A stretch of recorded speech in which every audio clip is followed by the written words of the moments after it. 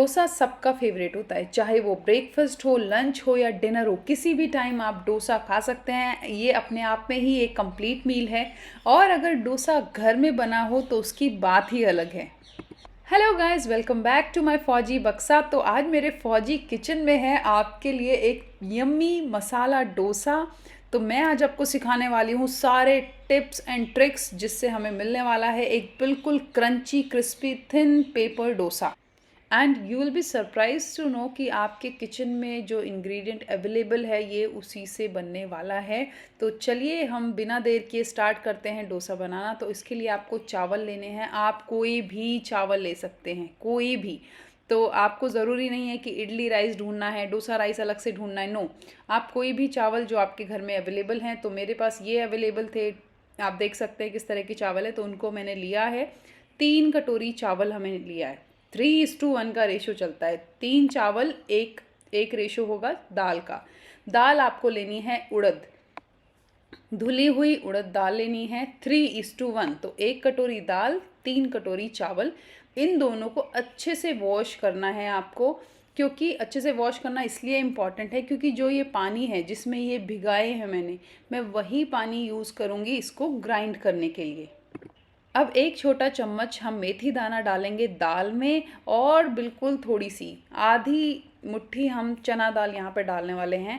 और इनको हमें कम से कम 5 घंटे के लिए भिगोना है। और 5 घंटे भिगोने के बाद कुछ इस तरह से ये दाल चावल दिखने वाले हैं। चावल को भिगोने के लिए मैंने 1 कटोरी पानी यूज़ किया था और दाल के लिए मैंने करीबन 1.5 कटोरी यूज़ किया है। तो आप कटोरी का रेशो ले सकते हैं, चावल दाल को नापने के लिए ग्लास का ले सकते हैं। बस आपको ध्यान ये रखना है कि 3:1 का रेशो लेना है। ये बहुत इंपॉर्टेंट है। कुछ लोग इसमें पीसते हुए, अब इसके बाद हमें ग्राइंड करना है, पीसते हुए पोहा भी डालते हैं या फिर उबले हुए चावल भी डालते हैं। तो वो ना डालें, उससे आपकी इडली तो सॉफ्ट बनेगी लेकिन डोसा उतना क्रंची नहीं बनेगा। तो आपको ग्राइंड करने के लिए भी यही पानी यूज़ करना है, उससे आपका डोसा बहुत अच्छा फर्मेंट होगा।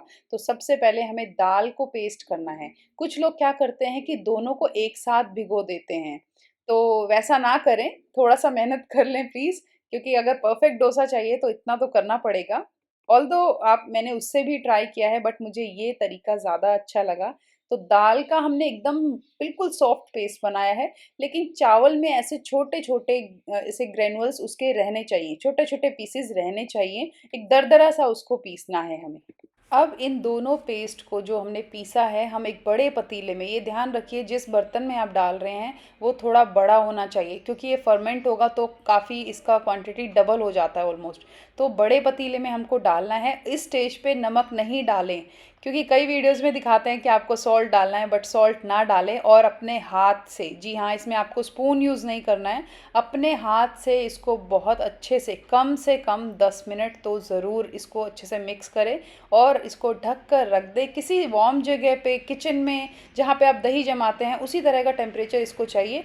और आप देखेंगे कि बैटर काफ़ी ज़्यादा फूल गया है। पहले इतना ज़्यादा खाली था पतीला, अब आप देख सकते हैं बहुत ही कम रह गया है। तो आप यूजुअली आप क्या करिए, इसको रात को आप पीस के रखिए और सुबह जब ब्रेकफास्ट का टाइम होता है, सुबह 8-9 बजे तक ये एकदम परफेक्टली रेडी रहता है।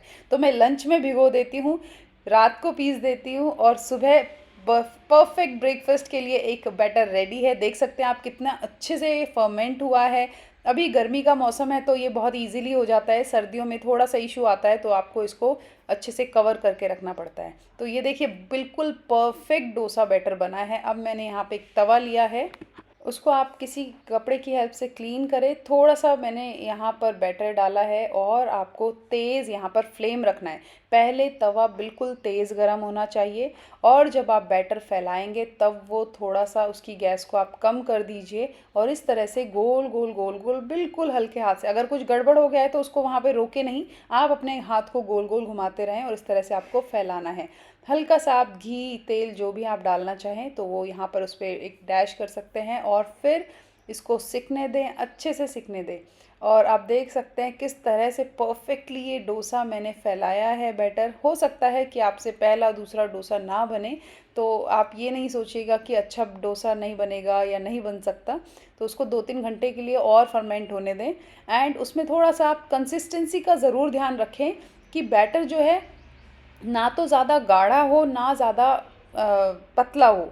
तो इस तरह से आपका डोसा परफेक्ट बनने वाला है। तो मैंने यहाँ पर मसाला आलू बनाए हुए हैं स्टफ़िंग के लिए। आप अपनी मनपसंद स्टफ़िंग भर सकते हैं जो भी आपका मन करता है, और बिल्कुल ईज़िली ये एकदम निकलने वाला है। आप देख सकते हैं कितना पतला डोसा यहाँ पर निकला है, एकदम क्रिस्पी, एकदम सिका हुआ।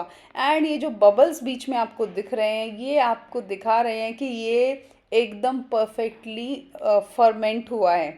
तो फर्मेंट होने से ही डोसा का जो actual authentic south Indian flavour है वो फर्मेंटेशन से ही आता है। तो है ना एकदम आसान डोसा बनाना।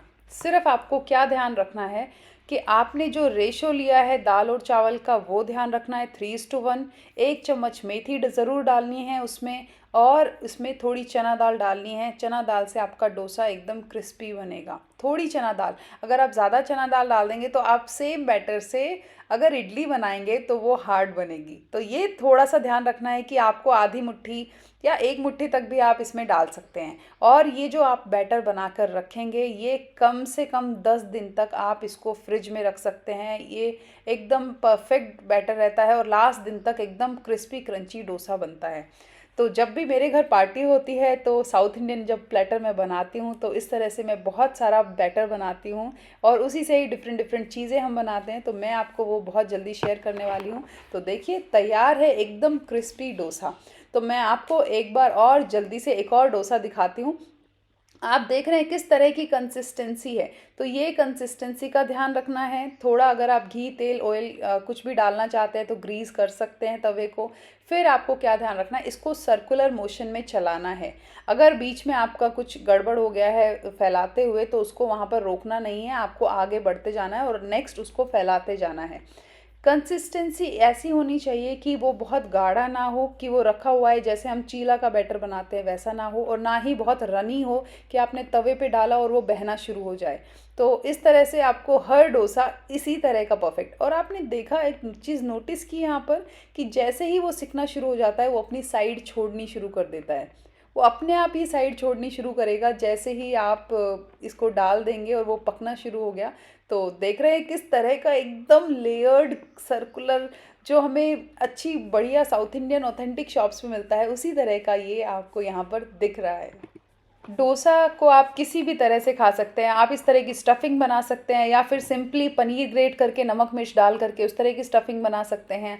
आप इसे गन पाउडर के साथ भी खा सकते हैं। आप इसे नारियल या टमाटर की चटनी के साथ भी खा सकते हैं, या फिर आप इसे सांभर के साथ भी खा सकते हैं। तो आपको इनमें से किसी की रेसिपी चाहिए तो प्लीज़ मुझे कॉमेंट करके बताइएगा। मैं जल्दी से जल्दी कोशिश करूँगी अपलोड करने की। तो मेरे साउथ इंडियन प्लेटर का पहले चीज़ डोसा एकदम रेडी है। तो ये आप, I wish I could record कि कितना क्रंची क्रिस्पी डोसा बना है। एकदम पतला, एकदम पेपर क्रंच डोसा बना है। तो इस तरह से मैंने एक डोसा रखा है, ये स्टफिंग वाला डोसा है जिसको मैंने हाफ फोल्ड किया है, और एक मैंने सिंपल प्लेन डोसा रखा है जो कि सिंपली मैंने रोल किया है। तो आप भी घर पर ज़रूर बनाइए, इस रेसिपी को ज़रूर ट्राई कीजिए।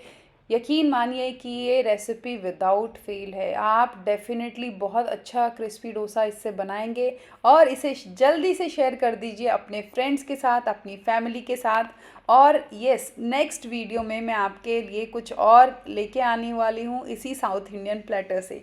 तो thank you so much for watching, and yes, thank you so much for showing so much love and support to my channel. I hope आपको ये डिटेल्ड रेसिपी सारे टिप्स के साथ, ट्रिक्स के साथ आसानी से समझ आई होगी, और आप इसे डेफिनेटली ट्राई करेंगे। तो ये सांभर मेरा रेडी है। तो साउथ इंडियन प्लेटर में आपको एक बार जल्दी से दिखा देती हूँ। यहाँ पर मेरा सांभर रेडी है। इडली बनी हुई है, उसी बैटर से बनी है, उसकी वीडियो मैं नेक्स्ट पोस्ट करने वाली हूँ। ये मेरी नारियल चटनी है, ये गन पाउडर है, साथ में मैंने यहाँ पर बनाया है क्रिस्पी क्रंची डोसा के लिए स्टफिंग मसाला आलू की, और ये मेरा डोसा है। Please subscribe my 4G Baksa. Thank you so much.